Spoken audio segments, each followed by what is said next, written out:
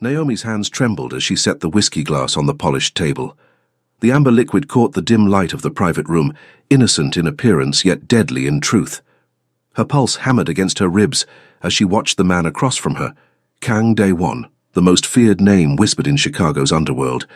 He didn't look at her. Not yet. She'd served him twice before in the past month, always in this same secluded corner of Lotus, the upscale Korean fusion restaurant where she'd worked for 6 months. Each time, he'd been surrounded by men in expensive suits, their conversations hushed, but weighted with danger. Each time, she'd kept her eyes down, delivered the drinks, and disappeared like smoke. But tonight was different. Tonight, she'd watched Marcus, the bartender she'd trusted, the man who'd helped her get this job, slip something into this specific glass. She'd seen the brief exchange between Marcus and a man in the shadows. She'd seen money change hands. Kang Dae-won reached for the glass. Naomi's body moved before her mind caught up. She grabbed a cocktail napkin, scrawled 4 words with shaking fingers, and pressed it against his wrist as she set down the drink. His eyes lifted to hers, dark, penetrating, lethal. The note read, "Don't drink this. Leave." Dae-won's fingers closed around Naomi's wrist before she could pull away. His grip wasn't painful, but it was absolute, the hold of a man accustomed to controlling everything in his sphere.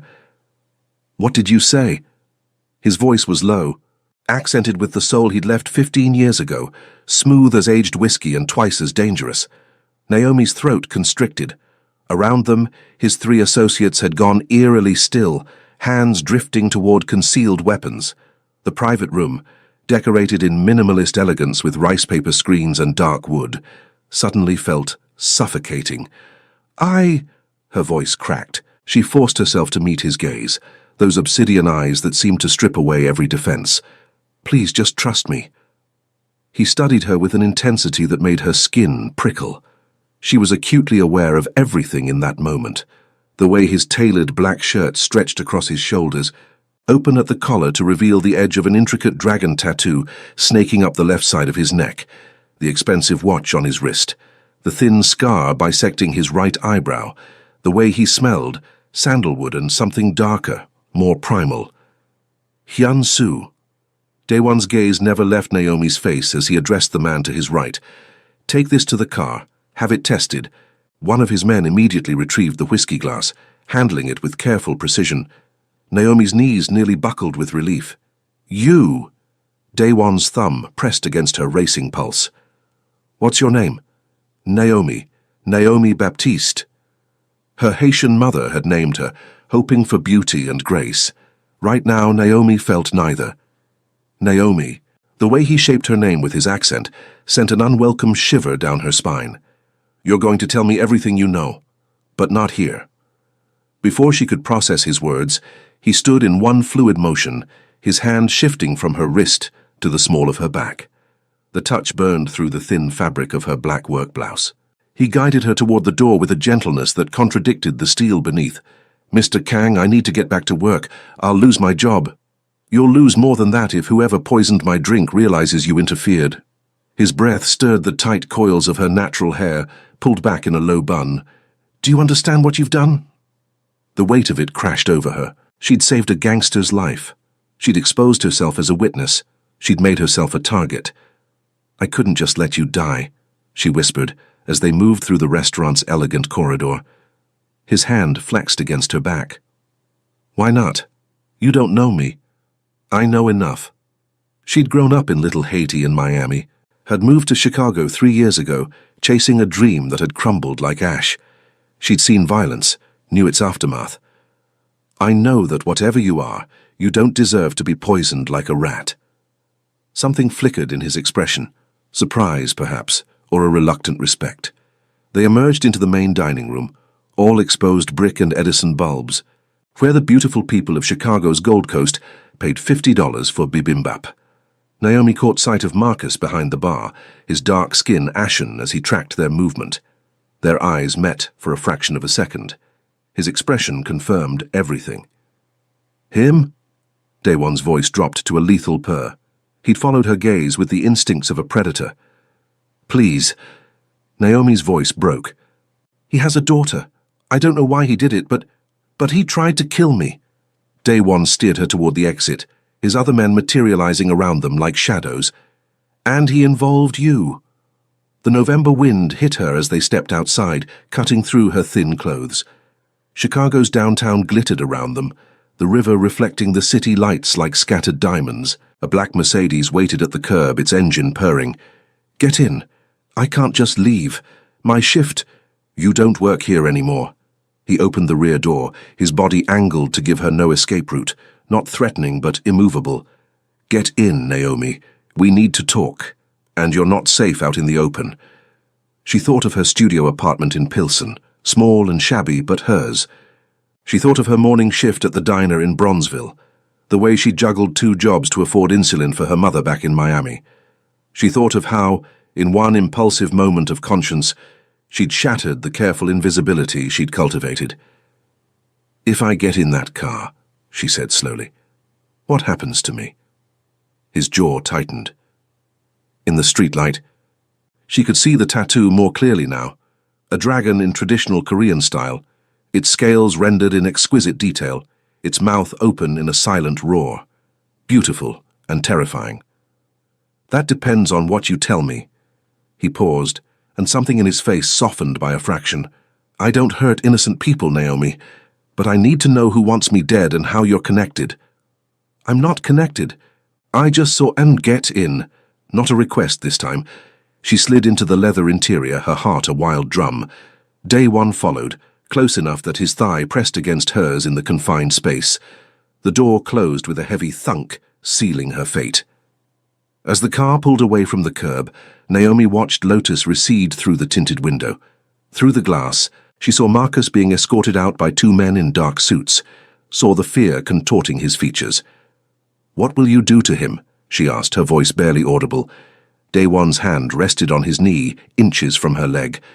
"That depends on why he did it, who paid him, what he knows." His fingers drummed once, twice. "Whether his daughter truly exists, or if you're lying to manipulate me." "I don't lie." She turned to face him, anger flaring through her fear. "And I don't manipulate. I helped you because it was the right thing to do, not because I want something from you." His eyes searched hers, looking for deception. She held his gaze, refusing to flinch. "Then you're either very brave or very foolish." His lips curved in something that wasn't quite a smile. "I haven't decided which. Maybe I'm both." This time his smile reached his eyes, transforming his face from harsh to devastating. "Maybe you are." The car turned onto Lakeshore Drive, the vast darkness of Lake Michigan spreading out beside them. Naomi had no idea where they were going, had no idea what would happen when they arrived.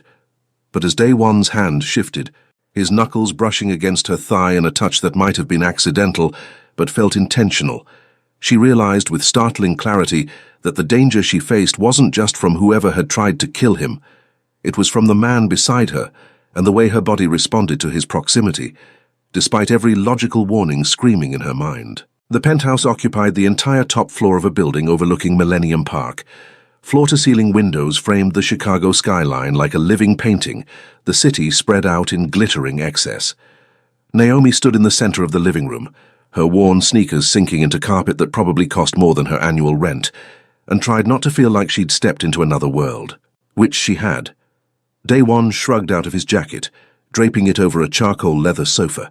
Without it, she could see the lean muscles of his shoulders, the way his shirt had been tailored to his athletic frame.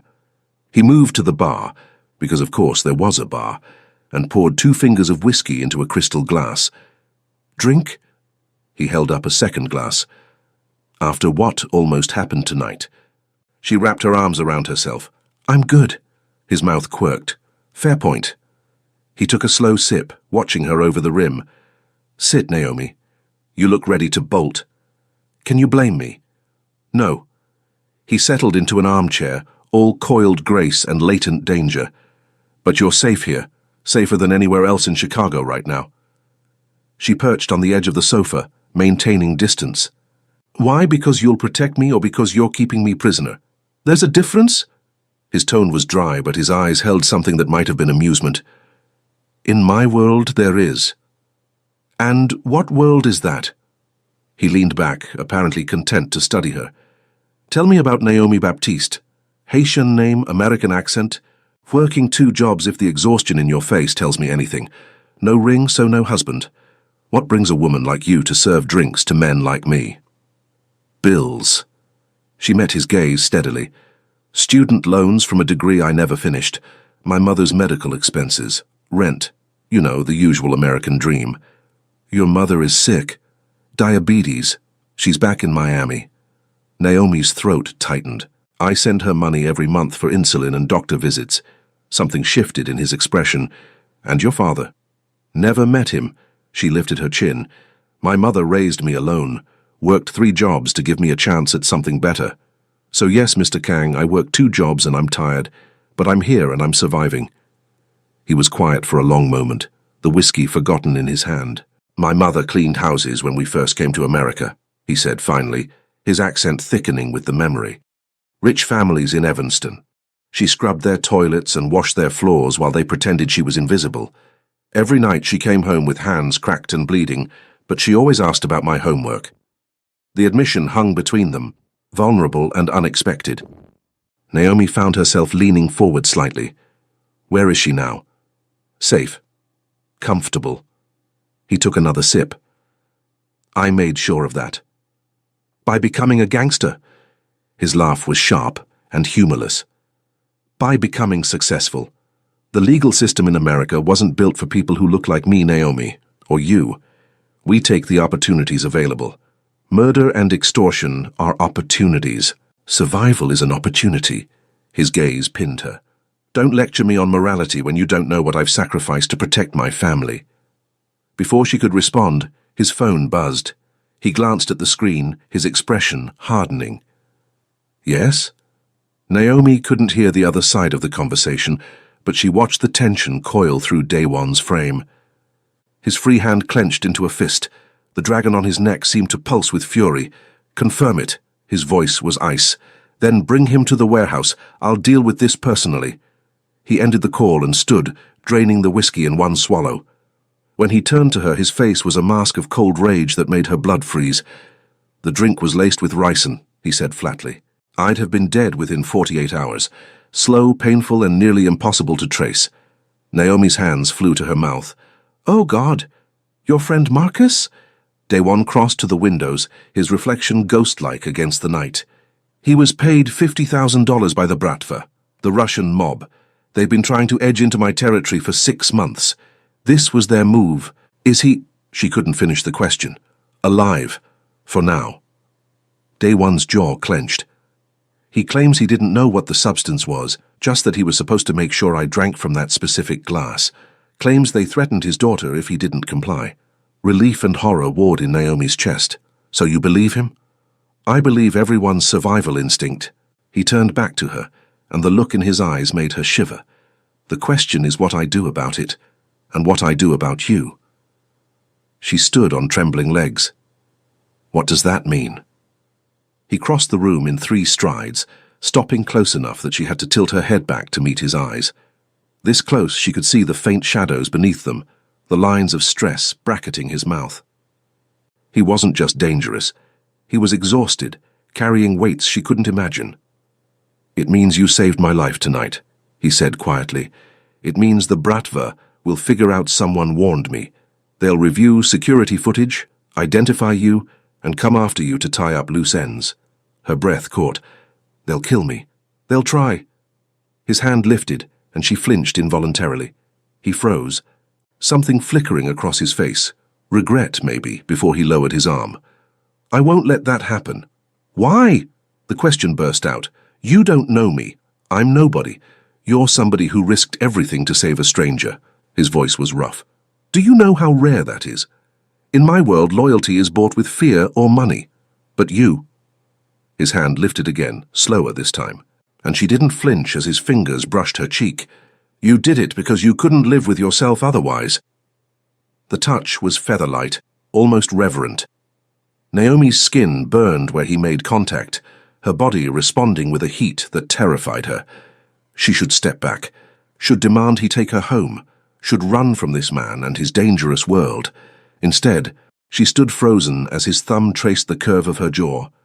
I'm putting you under my protection. Day One said, his voice dropping to a near whisper. You'll stay here, where I can keep you safe. My men will guard you, and when this is over, when the threat is eliminated, you can go back to your life. And if I refuse—" his hand fell away, "then you'll be dead within a week." The brutal honesty hit like a slap. Naomi wrapped her arms around herself again, trying to ward off the chill seeping into her bones. "So I'm a prisoner after all." "You're protected." He stepped back, giving her space. "There's a difference, even if you can't see it yet."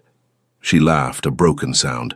"You're asking me to trust the man I just saved from assassination, to live in his home, under his control. You realize how insane that sounds?" "Yes." His lips curved in a smile that didn't reach his eyes. "Welcome to my world, Naomi Baptiste. I promise you'll never be bored." 3 days in Day One's penthouse felt like 3 years. Naomi paced the length of the guest bedroom, a space larger than her entire studio apartment, with its own bathroom done in Italian marble and a bed so soft she barely slept in it. The anxiety wouldn't let her rest. Every creak of the building, every distant siren sent her pulse skyrocketing. She was a prisoner in a gilded cage. Day One had been absent most of those days, appearing only for brief conversations that felt more like interrogations. He'd assigned 2 guards to her, silent men who stood outside her door and escorted her anywhere she wanted to go in the penthouse. She had access to everything: the gourmet kitchen, the library with its floor-to-ceiling shelves, the gym, the rooftop terrace, everything except freedom. On the 4th morning, she woke to find him in the kitchen, shirtless. Naomi froze in the doorway, her mouth going dry. She'd known he was fit. The tailored clothes had hinted at it, but seeing him like this was different. His torso was a landscape of lean muscle and controlled power, his skin marked with scars that told stories of violence survived. The dragon tattoo she'd glimpsed on his neck continued down his left shoulder and across his chest, its tail wrapping around his ribs in intricate detail. He glanced up from the stove, a spatula in hand. "You're awake." She forced her eyes to his face, heat flooding her cheeks. "I didn't know you cooked." "My mother insisted I learn." He returned his attention to the pan, where something that smelled incredible was sizzling. "She said a man who can't feed himself is a man who can't survive." Naomi drifted closer, drawn by hunger and curiosity. "What are you making?" "Kimchi bokkeumbap, fried rice." He glanced at her again, his gaze traveling from her sleep-mussed hair to her bare feet, lingering on the tank top and shorts she'd borrowed from clothes he'd had delivered. "And geranmari, rolled eggs, sit." It wasn't a request, but his tone was gentler than before. Naomi slid onto one of the bar stools, watching as he plated the food with surprising care. He set it before her, along with chopsticks and a fork. "I wasn't sure if you knew how to use these." He nodded to the chopsticks. "My ex was Korean," she said without thinking, then winced. "Sorry, that was relevant." He poured her water, then coffee. "What happened?" He wanted someone more. Traditional. His family didn't approve of me. She picked up the fork, unwilling to fumble with chopsticks in front of him. "Turns out, love doesn't conquer all. Just most of your self-esteem." Day One leaned against the counter, his arms crossed over his bare chest. He was a fool. The simple statement made her look up. Their eyes met, and something electric passed between them, an awareness that had been building since that first touch in the restaurant. "Eat," he said quietly. "You've barely touched the food I've sent to your room." She took a bite, and flavor exploded on her tongue. The kimchi was tangy and spicy, the rice perfectly seasoned, the eggs silky and rich. "Oh my God!" His mouth twitched. "Good?"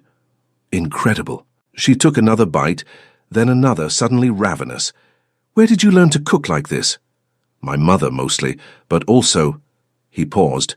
"In prison." She nearly choked. "Prison?" 4 years when I was younger." He said it matter-of-factly, as if discussing the weather. "I was protecting my sister from someone who thought Korean girls were easy targets." The court didn't see it as self-defense. Naomi set down her fork, studying him.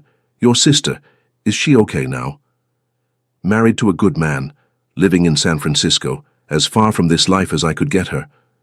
Something softened in his harsh features. "She has 2 daughters. I've never met them. It's safer that way." The loneliness in those words pierced her. "That must be hard." "It's necessary." He straightened, the vulnerability shuttering away. "Finish eating, we need to talk." But before she could ask about what, his phone rang. He glanced at the screen and cursed in Korean. She recognized the harsh consonants, if not the words. "I have to take this." He disappeared into his office, leaving her alone with the remains of breakfast and a growing sense of dread. When he returned 15 minutes later, his face was carved from stone. "Get dressed," he said tersely. "Something nice. We're going out." "Out? You said I couldn't leave." "You're coming with me to a meeting. The Bratva wants to negotiate." His eyes glinted dangerously. "And they specifically requested to see the woman who saved my life." Terror spiked through her. "No, absolutely not." "Naomi." He crossed to her, his hands gripping her shoulders. "I won't let anything happen to you, but they know you exist. Denying them will only make this worse. You're using me as bait. I'm bringing you under my protection publicly." His thumbs pressed against her collarbones, the touch sending inappropriate sparks through her nervous system. "If they see you're mine, they'll know touching you means war. It's the safest move." "Yours?" She tried to ignore the way her body responded to his proximity. "I'm not yours. I'm not anyone's." His jaw tightened. "For the next few hours, you are. Play along, Naomi. Your life depends on it." 2 hours later, she stood beside Daewon in a private room at an upscale steakhouse in the Loop, wearing a black dress his people had provided that hugged every curve. His hand rested possessively on her lower back as 3 Russian men entered, their cold eyes assessing her like a piece of meat. "So this is her," the one in the middle said in heavily accented English. "The curious waitress. This is Naomi." Daewon's voice was silk over steel. "And she's under my protection. Permanently." The Russian's smile didn't reach his eyes.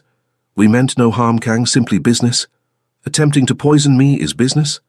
A negotiation tactic." The man's gaze slid to Naomi. "One that failed thanks to your companion. Perhaps we underestimated your appeal." Daewon's hand flexed against her back, a warning. "Perhaps you underestimated me." The tension in the room was suffocating. Naomi fought to keep her expression neutral, to not show the fear coursing through her veins. But when the Russian took a step closer, Daewon moved, placing himself between her and the threat. "We have a new proposition," the Russian continued. "A partnership, access to our networks in exchange for your territory in Chinatown." "No." "Think carefully, Kang. We could make things difficult for you, and for her." The room temperature seemed to drop. Daewon's voice, when he spoke, was lethal. "If you or anyone associated with you comes near her, I will burn everything you've built to the ground. Your operations, your men, your family in Moscow. Nothing will be safe. Do we understand each other?" The Russian's smile faded. "You'd start a war over a woman." Daewon's hand found Naomi's, lacing their fingers together. "Try me."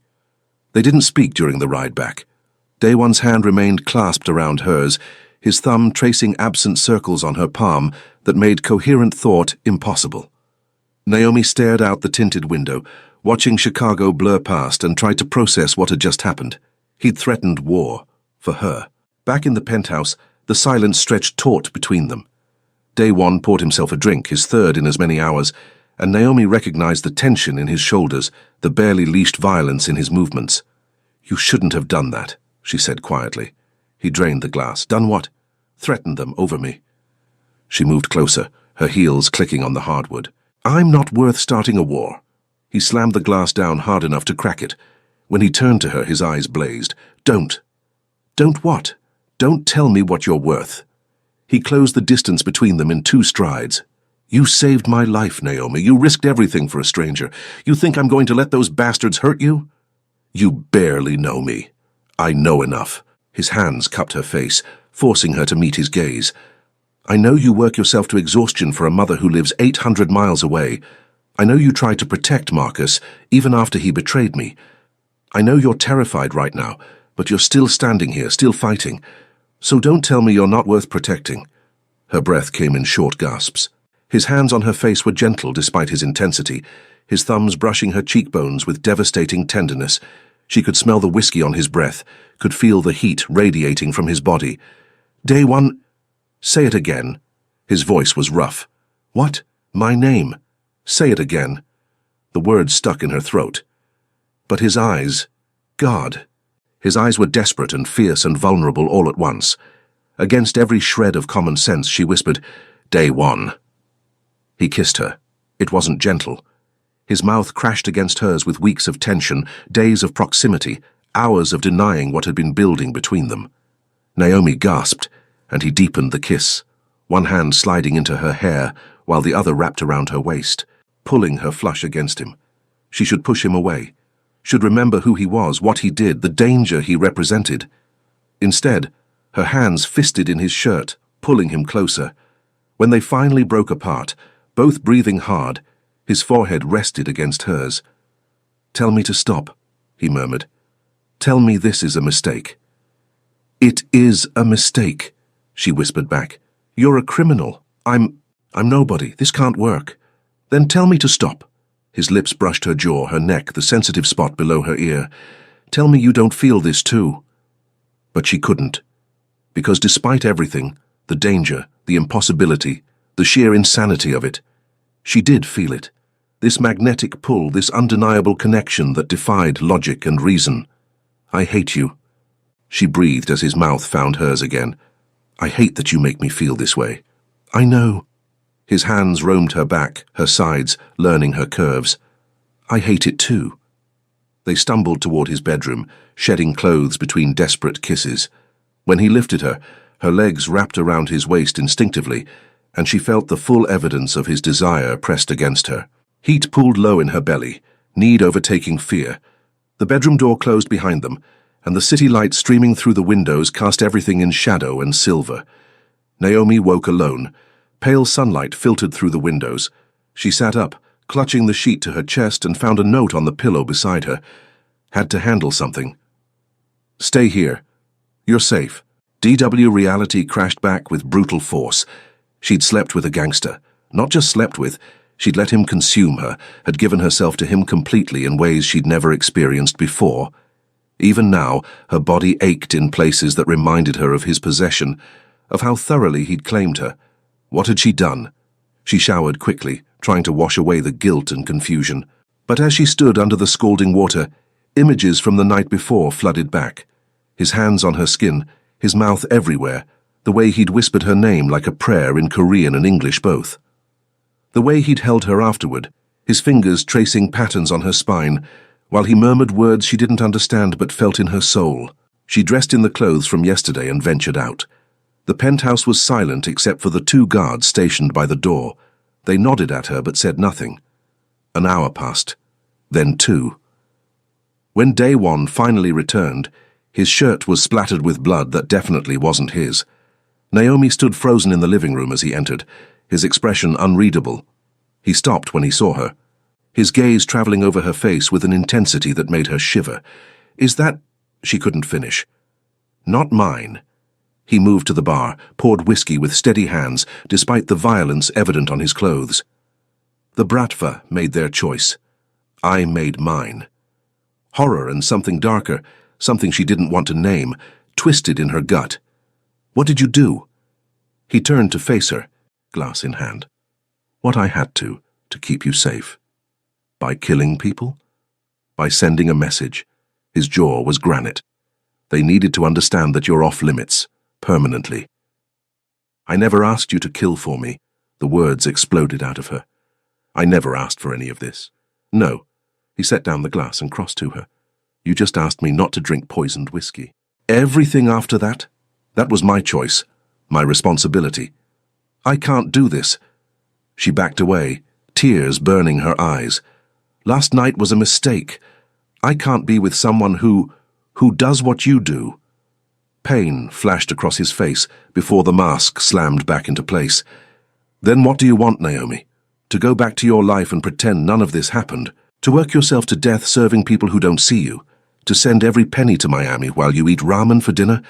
That's my life," she shouted. "My choice, not yours." "And what about when the Bratva comes for you anyway?" His voice rose to match hers. "What about when they decide that killing you is worth the risk? Who's going to protect you then? I've been protecting myself my whole life. And look where it got you, working 2 jobs, exhausted, alone, 1 crisis away from losing everything. He grabbed her shoulders. I can give you more than that. Security, safety, everything you need. She jerked away from his touch. I don't want to be kept. I don't want to be another thing you own. The words hit him like a physical blow. He stepped back, his hands dropping to his sides. Is that what you think, that I see you as property? Don't you? Tears spilled over. You said it yourself, I'm yours. You made that clear to the Russians. What am I supposed to think? Silence stretched between them, heavy and suffocating. You're right, he said finally, his voice hollow. I'm not good for you. I never was. When the threat is eliminated, you can go back to your life. I'll make sure you're compensated for your trouble. Compensated. The word tasted like ash. For what? Saving your life? Or sleeping with you? His eyes flashed. For having your world turned upside down because you were in the wrong place at the wrong time. And last night was a mistake. His face could have been carved from stone. Like you said, it was what she wanted. Distance, clarity, an end to this impossible situation. So why did it feel like her heart was being ripped out? Fine, she whispered. When can I leave? Soon. He turned away, his shoulders rigid. I'll let you know. She fled to her room and didn't come out for the rest of the day. 2 weeks passed in careful avoidance. Daewon was rarely home, and when he was, they circled each other like wounded animals. Naomi spent her days reading, learning Korean from the apps he'd had installed on a phone he gave her, and trying not to think about the night that had ruined everything. She also couldn't help noticing the small kindnesses that continued despite their fight. Groceries appearing in the kitchen with her favorite foods, including ingredients for Haitian dishes her mother used to make. Books about art history stacked on her nightstand. She'd mentioned once in passing that she'd been studying art before she dropped out.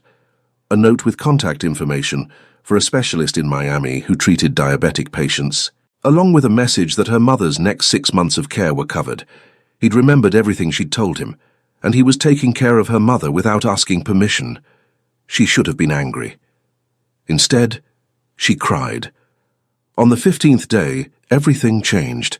Naomi was on the rooftop terrace wrapped in a blanket against the December cold when one of the guards burst through the door.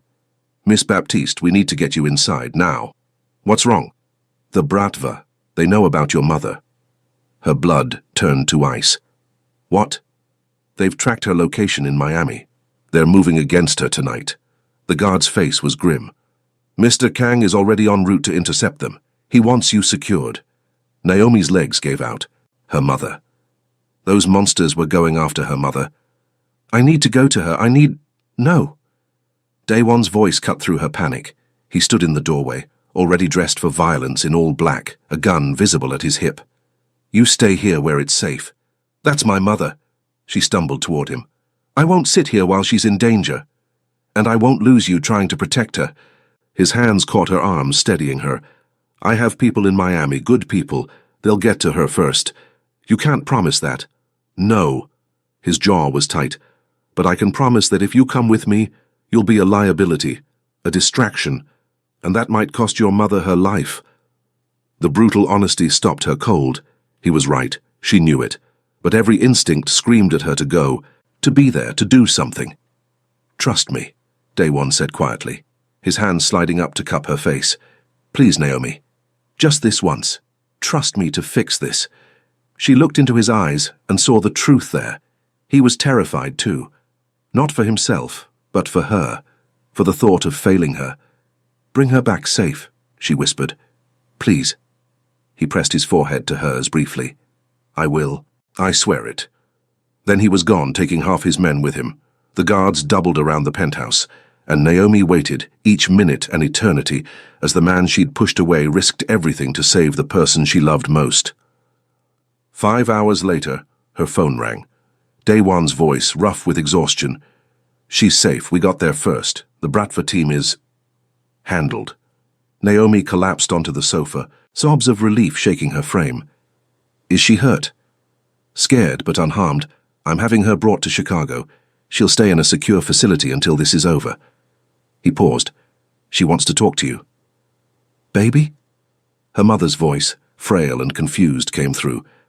What's happening? These men, they said you were in trouble. Man, I'm okay, I promise. Just trust these people. They're keeping you safe. Naomi's voice broke. I'm so sorry, this is my fault. Nothing is your fault, Daewon's voice interjected, having taken the phone back. I'll have her call you tomorrow when she's settled. Right now she needs rest. Daewon. His name was a prayer. Thank you. Silence stretched between them. Then, I'm staying in Miami tonight to clean up. I'll be back tomorrow. The line went dead. He returned 36 hours later, not 24. Naomi heard the door open at 3 in the morning and found him in the living room, staring out at the city. He looked like hell, exhausted, bruised, wearing the weight of whatever he'd done in Miami like a shroud.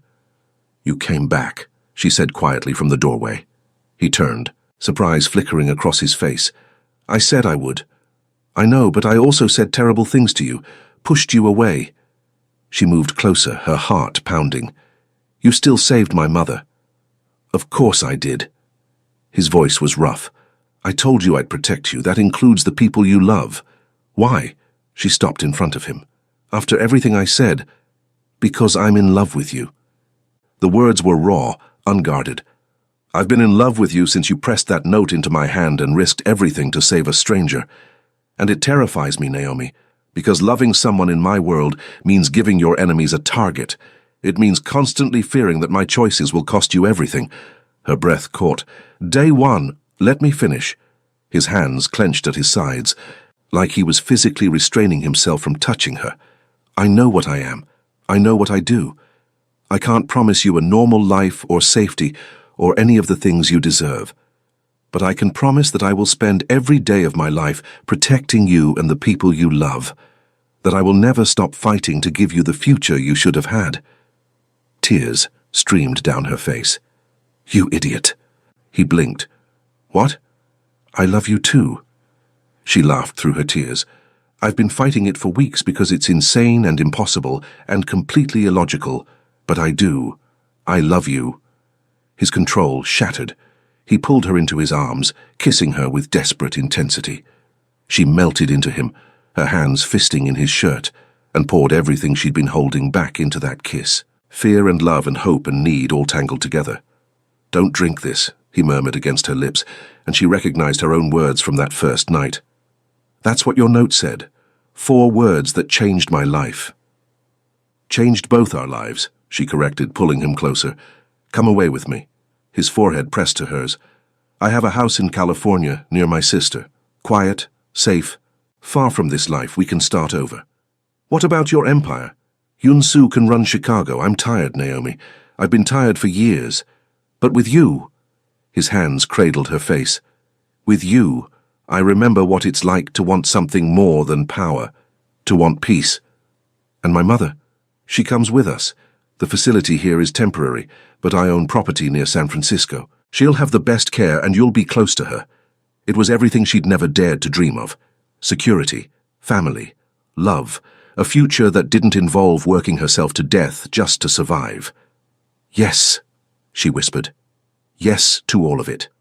His smile transformed his face, making him look younger, lighter. You're sure? Because once I have you, Naomi Baptiste, I'm never letting go. She traced the dragon on his neck, that beautiful symbol of strength and rebirth. I'm counting on it. 6 months later, Naomi stood on the deck of a beach house overlooking the Pacific, the California sun warm on her skin. Inside, her mother laughed at something Daewon said while they prepared dinner together. He was teaching her to make bulgogi. She was teaching him to make griot. The fusion of their cultures, their worlds, their lives. The Bratva threat had ended with negotiations Naomi wasn't privy to, though she suspected they involved significant bloodshed and power transfers. Daewon had stepped back from daily operations in Chicago, visiting only when necessary. Here in this quiet coastal town, he was simply a man who loved to cook, who took her mother to doctor appointments, who woke Naomi each morning with coffee and kisses. She'd enrolled in online art history courses, picking up the dream she'd abandoned. He'd started consulting for a tech company, legitimate business with his criminal network, providing security services that skirted the edge of legal but never crossed it. They were building something real, something lasting. You're thinking too hard, Daewon said, coming up behind her and wrapping his arms around her waist. I can hear it from inside. She leaned back against his chest, just remembering that night at Lotus, how one choice changed everything. "Don't drink this," he murmured, kissing her neck. "4 words that saved my life. And bound us together," she added, turning in his arms to face him. "No regrets?" His eyes searched hers, still carrying traces of that old vulnerability. She thought of her studio apartment in Pilsen, the exhaustion, the constant fear of not having enough, then looked at the life they'd built. Her mother healthy and happy, a future full of possibilities, and this man who'd walked through fire for her. "Not a single one," she said, pulling him down for a kiss. Behind them the Pacific rolled eternal, and their future stretched bright and endless as the horizon.